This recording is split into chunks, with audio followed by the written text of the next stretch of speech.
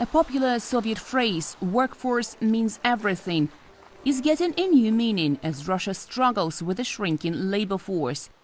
85% of companies in Russia say they are short of staff, and many have to increase salaries to retain their current workers. Previously, Russia has boasted of low unemployment levels, but this current deficit in workers is one of the greatest threats to Russia's economy, with the shortage expected to hit the manufacturing sector, transport and retail hardest of all. Unemployment of 3%, in some regions even less, means the economy is left with very few spare workers. The situation with the labor force is really very acute.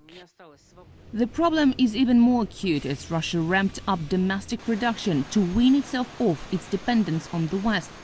A survey has found that a shortage of labor resources could reduce potential GDP growth by 1 to 2% per year. The labor shortage is linked to demographics and the so-called demographic gaps. Fewer babies were born in the 1990s, and that means fewer workers on the market today. But also, fewer babies born now create a similar problem for the generations to come.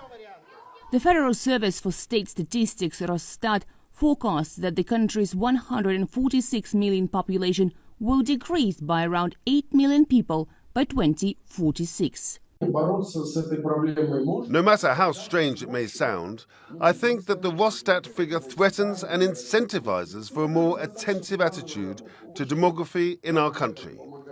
I'm sure that if we avoid major unexpected developments, the population of Russia will not decrease in the next decade, but rather increase.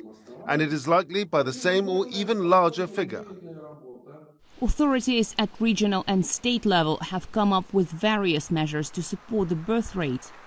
But demographics is a balance of migration, death and birth rates. And without due attention to the demographic situation, Russia is unlikely to keep up with the needs of the economy. Dasha Chernyshova, TRT World, Moscow.